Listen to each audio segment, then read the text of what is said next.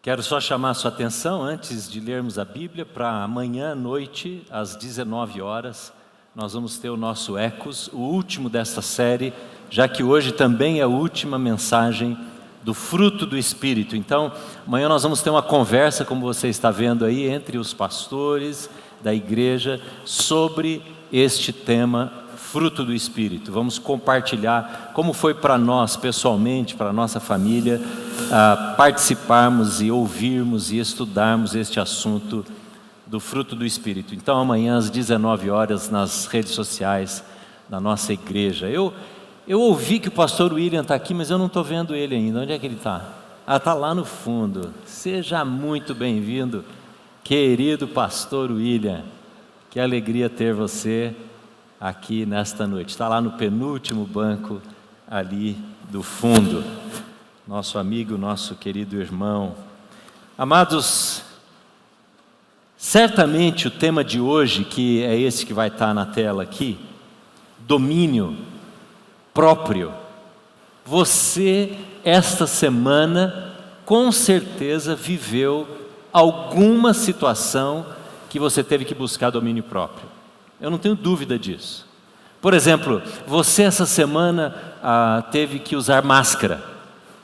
E você não gosta de usar máscara, ninguém gosta de usar máscara, mas em alguns ambientes que você foi, você precisou lembrar de pegar lá do carro, de pôr na bolsa. Você teve que ter domínio próprio. Algumas pessoas tiveram que ter domínio próprio essa semana para fazer algum tipo de exercício.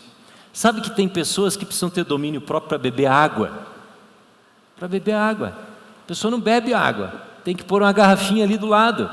Ou para comer algum alimento que seja bom e abandonar e deixar outros, bebidas e comida e alimento que não são tão bons assim.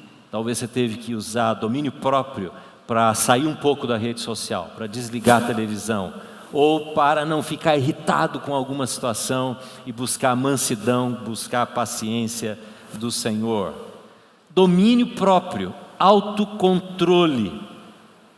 Só que a vida não é tão simples assim, dessas situações que eu estou mencionando. É muito mais complexa. A vida exige muito mais de nós. E a nossa vida, o nosso histórico, o nosso ambiente que vivemos, traz desafios da manifestação desse sabor do fruto. Nós passamos aqui, olha, por 9 sabores. Só porque eu virei para cá, mudou. Ah, bom. 9 sabores. 9 etapas do fruto, 9 marcas do caráter de Cristo. E cada uma delas vai construindo em nós a imagem de Jesus através do trabalho do Espírito Santo.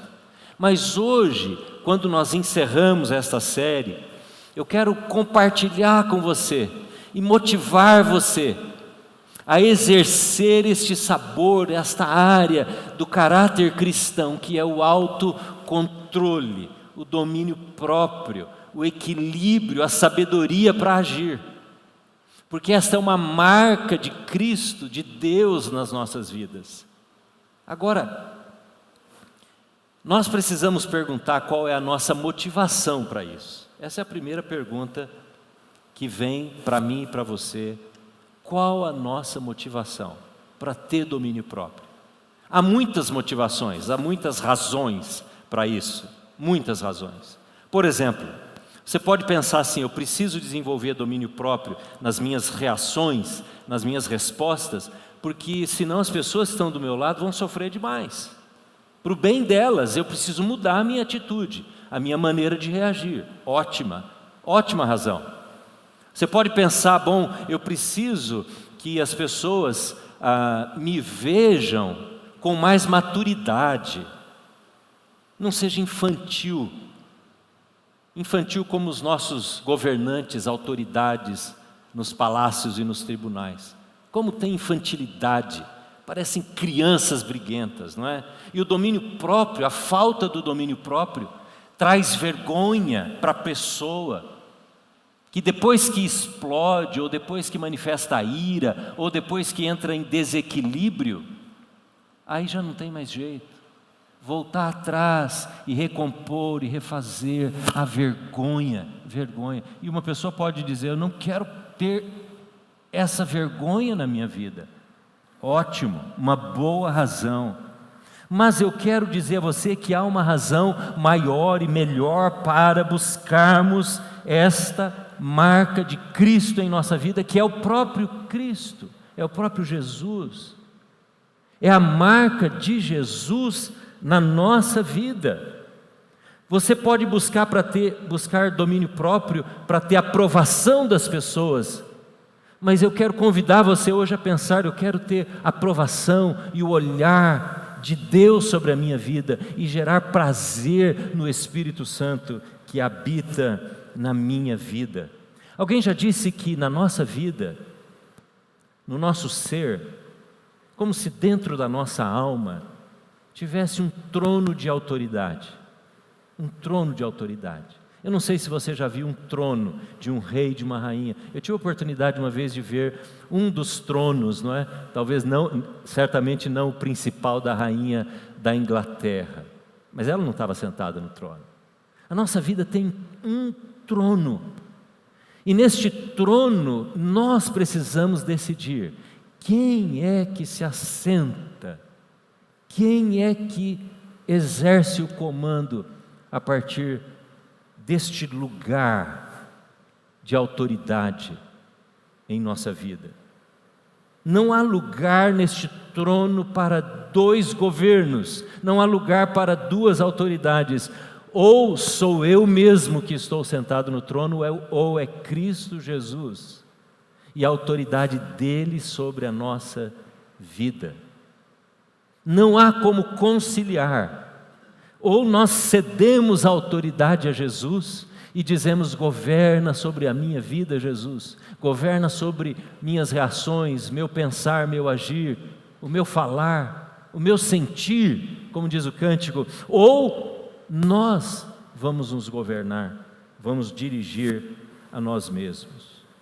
E a verdade, irmãos, eu quero ser bem franco com você hoje, a verdade é que prega-se hoje muito um evangelho egocêntrico, um evangelho eucêntrico. Há uma série de ensinos por aí que coloca o homem, coloca o nosso prazer, a nossa realização, o nosso sucesso, a nossa bênção no centro da nossa vida, e Cristo é deixado de lado. Há muitos pregadores hoje que trabalham nesta área da motivação, tentando gerar entusiasmo em você e dando frases, irmãos, que são tão parciais, mas usam a Bíblia. São frases que não carregam o Evangelho por inteiro. Quando alguém chama a sua atenção para ouvir uma mensagem, porque você precisa ser o campeão de Deus. É interessante que neste campeão de Deus, quantas vezes falta a mensagem da cruz, que para nós sermos campeões de Deus, nós temos que ir para a cruz. Renúncia, santificação, arrependimento. E nós somos chamados o tempo todo para ser um vencedor, para alcançarmos posição de destaque. Há uma frase que eu tenho ouvido por aí: você é o seu maior inimigo, não se sabote. Que evangelho humano, eucêntrico, egocêntrico, porque não se fala no inimigo das nossas almas, Satanás, não se fala sobre o inimigo da nossa vida, como João falou, o mundo, as pressões, os costumes da nossa sociedade. João fala em capítulo 2 que nós temos a carne, o mundo e o diabo como inimigo. Então são pregações que vão distorcendo, que vão colocando parte do Evangelho para nós. E não exige renúncia, e não exige arrependimento, e não exige mudança e santificação. Eu sei que muitos são edificados, entre aspas, por esses pregadores de internet. Eu não sou contra a pregação de internet, nós estamos na internet agora. Aliás, eu mando um abraço para todo mundo e a pessoas no Paraná, cidade de Santa Catarina, que estão conosco agora. Mas, amados irmãos, esteja atento, tenha sabedoria e discernimento para aquilo que você ouve. Porque o Evangelho que põe a nossa conquista, a nossa vitória à frente da cruz de Cristo e da autoridade de Jesus, não é o Evangelho. Não é o Evangelho.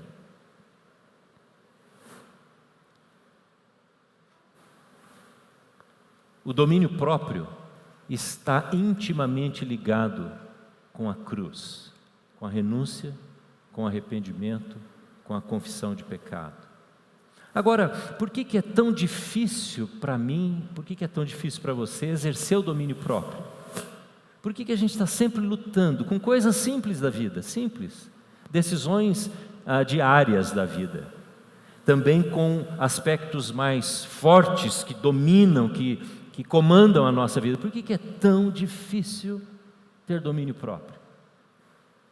Pense na sua vida, quais são as áreas de domínio próprio que precisam ser mais exercitadas, fortalecidas, as áreas de autocontrole na sua vida? Você quer fazer o bem, você quer fazer o certo, mas não consegue. Você quer ter os sentimentos, as emoções certas, mas não tem vitória, não tem conseguido. E você é enganado pelo seu próprio sentimento. Por quê? Quais são as dificuldades? Bem, a maior dificuldade que nós precisamos aprender e lembrar é que nós não temos total liberdade de escolha. É o que na teologia é chamado de livre-arbítrio. Já ouviu isso? Livre-arbítrio. Deixa eu dizer para você, nós não temos livre-arbítrio. Alguém pode usar essa expressão, né? essa afirmação, por exemplo, a pessoa não quer Jesus porque ela tem livre-arbítrio. Ninguém tem livre-arbítrio. Os únicos que tiveram livre-arbítrio foram os seus pais, os nossos primeiros pais. Apenas Adão e Eva tiveram livre-arbítrio antes da queda. Eles sim eram, porque foram criados à imagem e semelhança de Deus, podiam escolher e podiam dizer não à desobediência, mas disseram sim. E com esta queda, esta desobediência, trouxeram para nós a impossibilidade de decidirmos. Nós não sabemos mais e não podemos mais decidir livremente. É isto que Paulo está dizendo no texto de Gálatas, e nós vamos ler agora. O texto de Gálatas diz que a carne luta contra o espírito está lutando contra a carne, porque há uma dificuldade permanente, uma luta permanente de controle de autoridade para gerar o fruto do espírito, ou então a obra da carne. Leia comigo então Gálatas capítulo 5, versículo 16. É a última vez que nós vamos ler esse texto nessa série, então eu quero ler o texto todo, versículo 16 até o 26, para depois continuarmos refletindo sobre o domínio próprio, o último sabor do fruto do Espírito.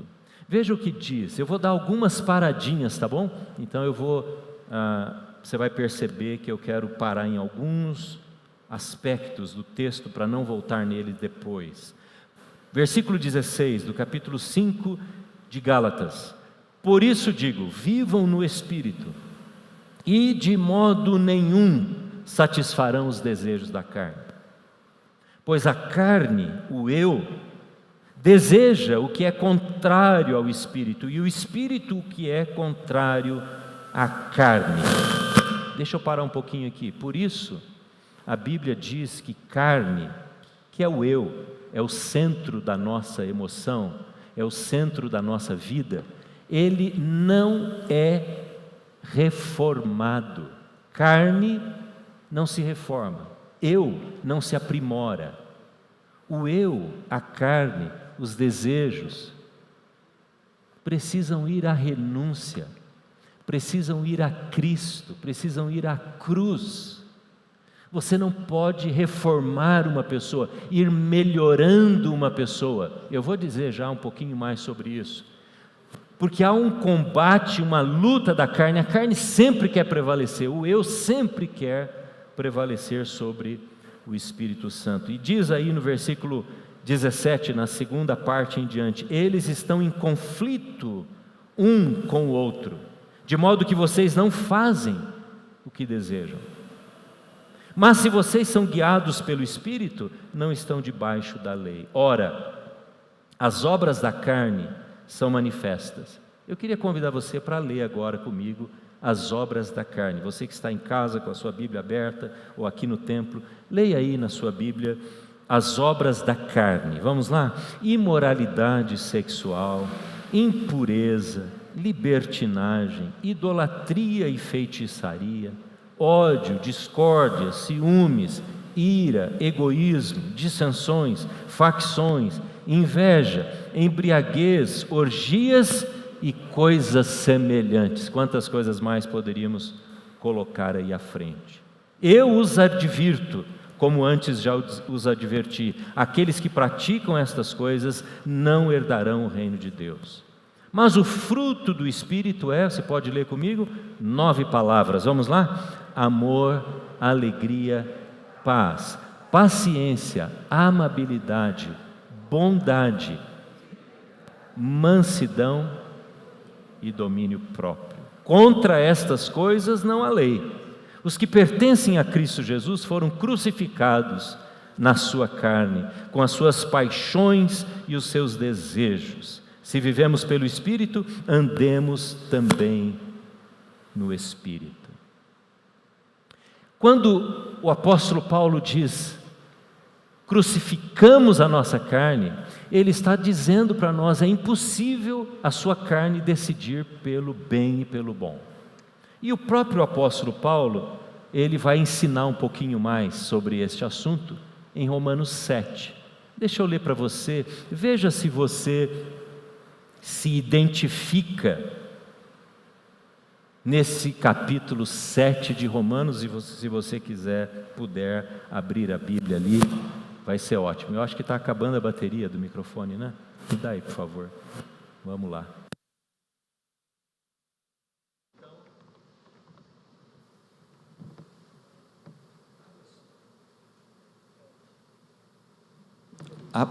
Abra sua Bíblia então em Romanos capítulo 7. Eu vou começar a leitura no versículo 15. Não entendo o que faço. Deixa eu perguntar para você, algumas vezes você já parou para pensar assim como Paulo está pensando? Ou você já disse para alguém, eu não entendo você, não entendo por que você faz isso, por que você reage dessa maneira. Eu olho para a minha vida e vejo, eu não entendo porque eu faço isso. Eu não entendo o que faço, diz Paulo, pois não faço o que desejo, mas o que odeio. Ora, versículo 20, se faço, estou pulando agora para o 20, se faço o que não quero, já não sou eu quem o faz, mas o pecado que habita em mim. Assim, encontro esta lei que atua em mim, quando quero, qual é a lei? Quando quero fazer o bem, o mal está junto de mim. Versículo 22, pois no íntimo do meu ser tenho prazer na lei de Deus, mas vejo outra lei atuando nos membros do meu corpo, guerreando contra a lei da minha mente, tornando-me prisioneiro da lei do pecado que atua em meus membros. Miserável homem que sou. Olha que expressão, olha que dureza que Paulo está trazendo para a sua própria vida, o reconhecimento de que a miséria, a decadência, irmãos, a imperfeição, resumia bem a sua própria vida. Quem me livrará, diz Paulo no versículo 24, quem me libertará do corpo sujeito a esta morte? Mas Paulo não termina nesta depressão, ele não termina nesta afirmação dura sobre si mesmo. Se ele parasse o texto nesta declaração: que miserável homem que sou, que tristeza seria viver este evangelho, que só traz denúncia. Mas ele diz: graças a Deus por Jesus, graças a Deus porque há uma autoridade que eu posso render a minha vida e obter vitória, e obter mudança, e ver transformação no meu ser.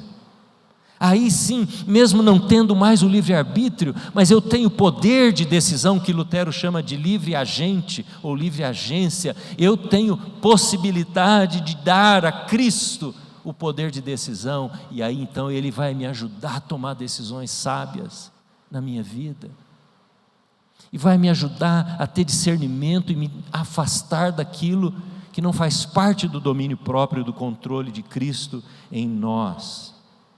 Mas há dificuldades, não basta saber isso. Eu sei que você sabe disso. A gente sabe que nós precisamos render a nossa vida a Deus. Mas há uma coisa, há um aspecto na nossa vida que é muito importante, que atrapalha, que impede o domínio próprio. Eu estou chamando isso, e muitas pessoas chamam de fortalezas, que estão presentes em nós, que são construídas em nós.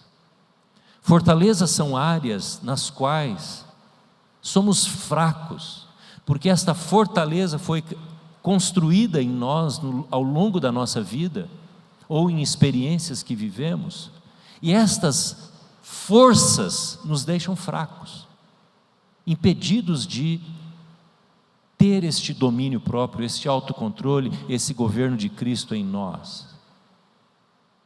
Como que aparecem essas fortalezas? Essas fortalezas, elas são construídas muitas vezes no âmbito da família, em casa. Preste atenção, você que vive com a sua família, com os seus filhos. A família, o meio que vivemos, especialmente lá na infância, constrói fortalezas em nós. Então, uma criança que cresceu, que foi influenciada por pais iracundos, irascíveis, respostas duras, sempre palavras agressivas, respostas, como a gente diz, na lata, esta criança, ela terá fortalezas. Pode ser que ela tenha medo de assumir posições, de expor a sua vontade, porque ela foi sempre oprimida. Pode ser que ela cresça também com o mesmo nível de reação que ela viu ser construída ao longo dos anos na sua própria vida, pelos seus pais. Tempos atrás eu conversei com um jovem, já homem, adulto. A primeira experiência sexual que este jovem teve foi o seu próprio pai levando-o, quando adolescente, para uma experiência com uma prostituta. Veja a fortaleza que se cria num ambiente de lascívia, de luxúria, um ambiente em que coisas deste tipo, ou a pornografia, são permitidas. Certamente este homem, como era de se esperar, tinha lutas imensas, intensas, todo dia com a luxúria e a lascívia, com o olhar para uma mulher, com desejar a mulher do próximo, com a derrota na área da sexualidade. Nós precisamos olhar para a nossa casa e verificarmos se ali não estão sendo criadas fortalezas na vida dos nossos filhos, dos nossos netos. E às vezes não são tão graves assim como esta que eu mencionei, mas uma casa indisciplinada, uma casa onde não se tem horário para dormir, não se tem horário para acordar, não se organiza nada, vai se criando uma fortaleza, um estilo de vida, uma maneira de pensar a vida. E quando se vai falar lá na vida adulta, domínio próprio, a pessoa não tem meios para ter vitória, para ter domínio próprio. É muito mais difícil para ela, não é verdade? Você sabe do que eu estou falando. Então as fortalezas são criadas pelo meio, tanto é que o meio é tão forte sobre nós, especialmente o meio da família, que você vê padrões diferentes, não é assim? Em famílias diferentes. Aquela é permissiva, por exemplo, uma família onde se fala mal das pessoas o tempo todo, fala mal do parente, fala mal do vizinho, fala mal do amigo, fala mal da igreja, fala mal de todo mundo, mas não é aquela palavra de avaliação da realidade, do que está acontecendo. Isso nem sempre é falar mal no sentido pecaminoso, ruim, destrutivo, mas eu estou falando de alguma coisa que destrói, que consome a pessoa que está sendo referida. A criança ouve isso, vai se criar uma fortaleza de prática, de estilo de vida, que vai ser muito difícil ela mudar. Vai ter que trabalhar duramente na sua vontade, no seu intelecto, nas suas emoções, para gerar domínio próprio. Agora, também as fortalezas são construídas pela nossa própria prática. Não vamos sempre lançar responsabilidade na família que nascemos, naquelas experiências da infância, porque nós somos responsáveis. Irmão e irmã, você tem, como dizia Lutero, eu já disse, livre escolhas. Você pode decidir não querer viver debaixo deste comportamento, porque as nossas experiências nos marcam para o bem ou para o mal. As fortalezas são construídas também pela falta de arrependimento. Arrependimento, confissão. Dizer: Senhor, eu pequei contra Ti, eu pequei contra o meu pai, a minha mãe ou aquela pessoa, eu entristeci o Teu Espírito Santo. Quando não há isso, não há temor do Senhor, não há quebrantamento diante de Deus, quando não se leva em conta a afirmação de Paulo, não entristeça o Espírito Santo, as fortalezas vão crescendo. É o que nós chamamos de a negação da consciência. Deus colocou em cada um de nós a virtude, a possibilidade, a capacidade da consciência. Mas se nós vamos tornando a nossa consciência cauterizada, e aquele comportamento inadequado de falta de autocontrole não mais chama a nossa atenção, não mais levanta uma luz de alerta, cada vez mais fica mais difícil de mudarmos, porque não há arrependimento, a consciência se cauteriza. A luz da consciência que Deus pôs em nós, todos, crentes e descrentes, ateus e crédulos, tem uma consciência que precisa ser alimentada. Há também fortalezas que são criadas por opressão demoníaca. E deixa eu dizer bem claro aqui, nós cremos, nós sabemos que a Bíblia diz que há o inimigo das nossas almas, que é um ser, é uma pessoa, que é Satanás. Nós afirmamos isso. Parece que cada vez fica mais fora de moda afirmar isso, mas a Bíblia diz isso.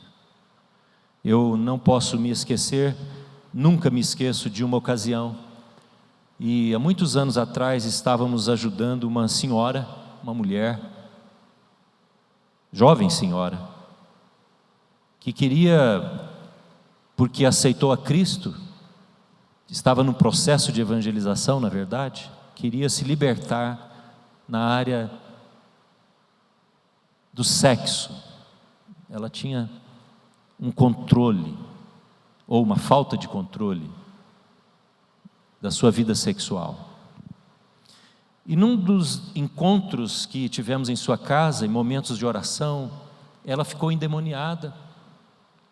Ela ainda não havia confessado Jesus como seu Salvador, estava sendo evangelizada.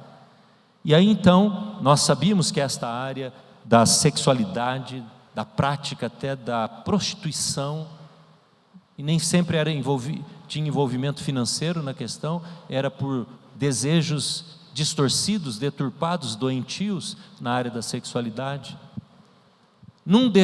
Dessas noites que fomos à casa dela, um grupo de pessoas orar por ela, quando endemoniada, ela começou a gritar, e aí então Deus revelou, e eu vou encurtar a história aqui, para uma das pessoas que havia um objeto naquela sala, que havia sido consagrado, aquele objeto havia sido levado num determinado lugar, quando ela desejou e quis ter um homem na vida dela, um determinado homem, e ela fez a consagração deste objeto, e esse objeto estava ali dentro, e nós não sabíamos aonde. Quando ela recobrou a consciência, num dos momentos, nós perguntamos: há alguma coisa aqui, nesta sala, que você consagrou um dia, nesta área da sexualidade, do sexo?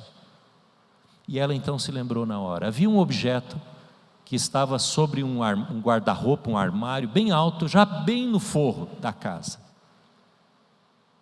E era uma caixa, depois nós subimos e pegamos aquilo, era uma caixa de cosméticos. E ela contou a história, ela disse que aquele objeto, aquela caixa de cosméticos foi usada na primeira ocasião em que ela foi num determinado lugar para buscar o poder para conquistar aquele homem que ela queria. E ela usou aquele cosmético. E de fato ela teve um relacionamento de alguns meses com este homem. E ela conta a história. E ela diz que a partir da quebra daquele relacionamento, que aconteceu meses depois, ela saía à rua para encontrar homens, como uma prostituta. Mas não era para receber dinheiro, era porque havia um domínio sobre a vida daquela mulher, uma fortaleza sobre aquela pessoa, aquela senhora, que a fazia ter comportamentos tão destrutivos. Você conhece pessoas que têm comportamentos destrutivos? Se você for perguntar para ela: escuta, você não quer largar disso, você não quer parar com isso? Mas há um domínio, há um controle, há uma fortaleza que não permite, e esta fortaleza pode sim ser desenvolvida por poderes demoníacos. A gente não deve ficar descuidadamente apontando para essa solução. Há várias razões para esta falta de controle. Irmãos, é tão difícil ter domínio próprio. Você sabe o que é isso? Porque há fortalezas em nossa vida. Nós sabemos que queremos nos livrar daquilo. A gente sabe que a gente quer usar bem a língua, o poder da língua, como Tiago diz. Mas não conseguimos. A gente sabe que precisamos cuidar da nossa saúde. Nós sabemos que o corpo nosso é o templo do Espírito Santo, está na Bíblia, está nas nossas declarações de fé, não é verdade? Mas não conseguimos. Nós sabemos que devemos cuidar de desejos de lascívia, de sensualidade, pornografia. Há 10, 15 anos atrás, ou 20 anos atrás, a pornografia era consumida nas bancas de jornal, não é verdade? As pessoas que queriam ver revistas pornográficas ou fotografias pornográficas iam na banca de jornal. Hoje está dentro do nosso bolso a possibilidade. E quantas pessoas, homens e mulheres, estão sendo dominados, perderam o autocontrole. Homens casados, mulheres casados, jovens, adolescentes, nesta área. Mas o Espírito Santo quer nos dar controle, quer nos dar vitória, quer nos libertar, quer nos dar possibilidade de dizer não e exercermos, através do Espírito Santo, controle sobre esta área. Sobre as nossas emoções, nós sabemos que não devemos alimentar a ira, raiva, que não devemos alimentar desejo de vingança ou inveja, mas essas coisas estão presentes em nós, e a ira está presente na sua vida e na minha, e todo o tempo querendo tomar o controle. E se você olhar as obras da carne, todas elas são pela falta de autocontrole, dissensão, ira, egoísmo, discórdia, ciúme. O autocontrole é a resposta para isso tudo.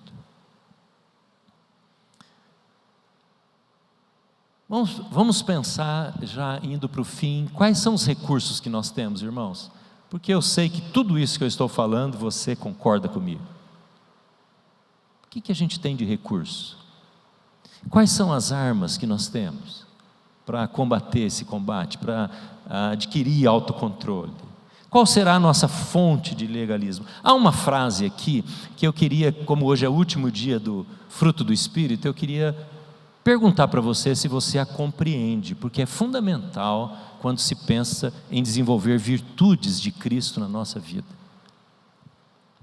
Quando ele termina a lista dos 9 frutos, das 9 palavras do fruto do Espírito, há uma expressão que diz assim, veja se na sua Bíblia está dessa maneira, bem no finalzinho do versículo 23, após a palavra domínio próprio, diz assim, contra estas coisas, o que diz aí na sua Bíblia? Não há lei. Você compreende esse texto, essa afirmação? Contra estas coisas não há lei. O que quer dizer isso? Quer dizer que o apóstolo Paulo estava escrevendo essa carta para uma igreja que estava sob forte impacto, sob forte pressão de um movimento legalista do judaísmo. Porque o judaísmo via a igreja, que havia surgido lá em Atos 2, como um movimento dentro do judaísmo, era como uma seita, como um desvio doutrinário. Então eles resolveram que deveria, aqueles cristãos chamados discípulos de Jesus, pelo menos cumprir a lei. Qual era a lei? A lei de Moisés. A lei que ele menciona aqui é a lei de Moisés, a lei do Antigo Testamento. E ele está dizendo então que o fruto do Espírito não é desenvolvido pela lei, pela prática da lei. Isto é, para nós poderia ser hoje substituída essa expressão por moralismo, moralidade, por legalismo. Você não desenvolve fruto do Espírito pressionando uma pessoa a mudar porque aquilo é errado. Não é assim. Paulo está dizendo, estas coisas não são construídas em nós por olharmos a pressão da lei. Paulo diz, a lei serve para condenar, para apontar o erro, mas a lei não liberta a pessoa. Que lei é esta? A lei dos sacrifícios, a lei da circuncisão, a lei da comida, lá do Antigo Testamento, da prática religiosa do Templo de Jerusalém, de praticar os sacrifícios, de comer isto, comer aquilo, guardar aquele dia, não fazer isso. A pessoa não podia tocar num leproso que a lei condenava, você tinha que se isolar, você não podia tocar numa mulher menstruada, você não podia tocar num morto, tinha uma série de normas, de leis para todos os dias. Você não podia usar roupa que fosse feita com 2 fios, de algodão e de juta, por exemplo, de linho, não podia.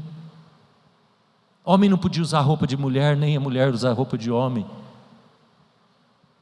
Depois eu posso explicar para você um dia qual era a roupa do homem, não tinha nada a ver com saia e calça comprida, como alguns querem atualizar para a nossa cultura. A lei não muda o caráter, a lei não traz a realização do caráter de Cristo em nós. Por isso, queridos irmãos, quando você vai falar para alguém que ela precisa e ela pode mudar de vida, nunca comece pela imposição da lei do cristianismo, nunca. Há uma discussão tola que diz que a igreja faz cura gay. Ninguém faz cura gay em ninguém, porque as pessoas são chamadas não pela lei, pelo moralismo, pela ordem moral da palavra de Deus, para a obediência a Cristo. As pessoas são chamadas a Jesus, e se ela conhece o amor de Deus, se ela ouve a voz do Pai que disse para Jesus: este é o meu Filho amado, em quem eu tenho prazer, se a pessoa tem esta revelação, qualquer mudança é possível, porque ela vai desejar a mudança. Quando você vai explicar para o seu filho obediência a valores morais, nunca se esqueça de dizer: é por causa de Jesus, do nosso amor a Deus e do amor de Deus por nós, porque lei não muda as pessoas. Esses dias uma pessoa perguntou: por que na lista que tem na Bíblia, homossexualidade ou homossexuais está junto com homicida? A pessoa não estava compreendendo como é que pode comparar um homicida com uma pessoa que vive na escolha da homossexualidade. É simples, porque qualquer pessoa, seja desta lista ou daquela, ou faz isto ou faz aquilo, ou ele é hétero, ou ele é homo, ou ele é irascível, ou ele é a língua solta, quando conhece o amor de Deus, quando entrega a sua vida para o trono, para Jesus se assentar nele, há um movimento do Espírito Santo de transformação, de mudança, e Jesus vai tomando as áreas da vida desta pessoa, e vai formando, desenvolvendo nesta pessoa, o caráter dele mesmo, do próprio Cristo Jesus. É isso que Paulo fala nesta carta, quando ele cita duas alianças que vieram de Abraão com duas mulheres. Há um texto interessante, capítulo 4, você pode ler depois. Ele diz que da relação de Abraão com Agar nasceu uma aliança, que é a aliança da carne. Da relação de Abraão com Sara nasceu uma outra aliança, que é a aliança da promessa. Por que Paulo fala isso? Por que ele traz esta situação de Abraão, o patriarca de duas grandes religiões, judaísmo e islamismo? Porque ele vai ensinar que Abraão foi aquele que não teve domínio próprio, e tem tudo a ver com a falta de submissão ao projeto e à promessa de Deus. Deus havia prometido a Abraão, havia prometido a Sara, mas Sara não tem controle, ela não tem domínio sobre si mesma. Os seus sentimentos com relação a essa situação da esterilidade eram tão grandes, eram tão negativos, essa fortaleza que se criou nela, que ela disse para o seu marido: tome a minha serva e tenha relação com ela.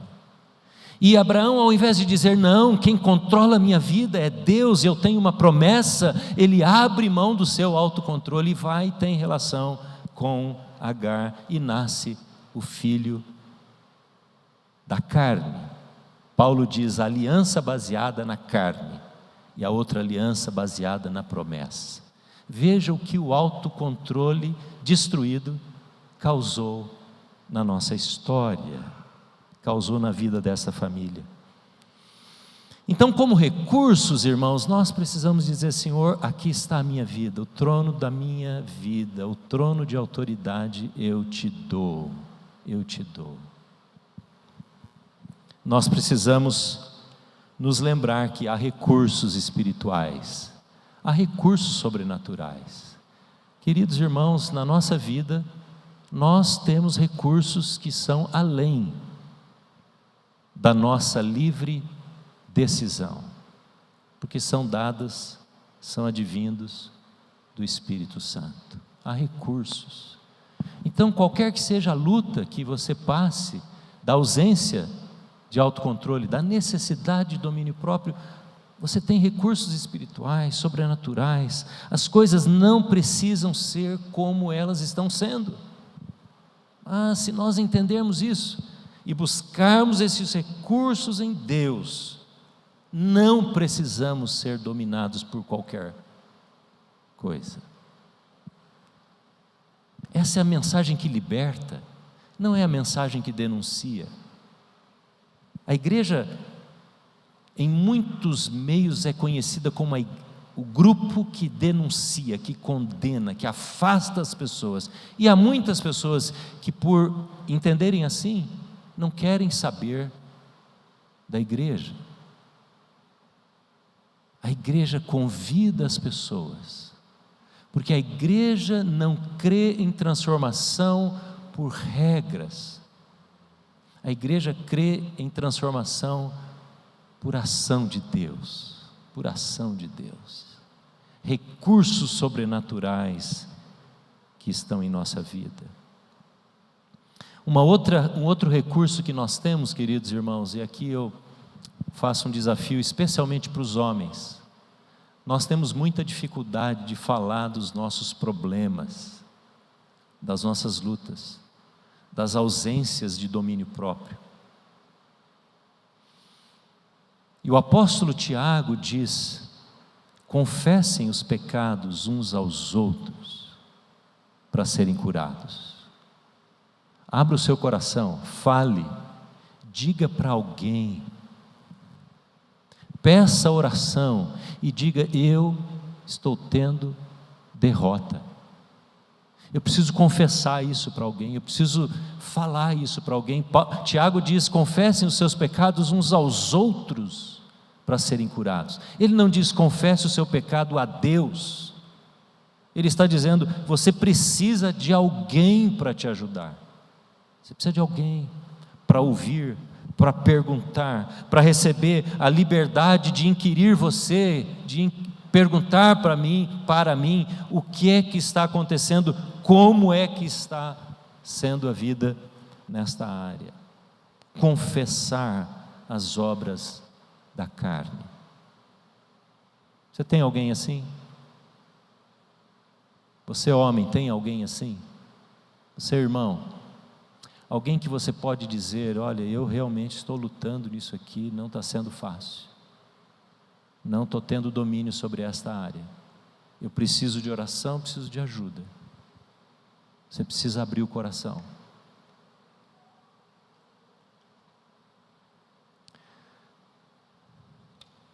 Nove semanas falando sobre o fruto do Espírito, mas na verdade falando sobre a pessoa de Jesus. E Jesus foi aquele que no último dia da sua vida, revelou tamanho domínio próprio. Jesus estava orando no Getsemane com os discípulos e ele diz: Pai, passa de mim esse cálice, mas seja feita a tua vontade. É o teu domínio sobre a minha vida.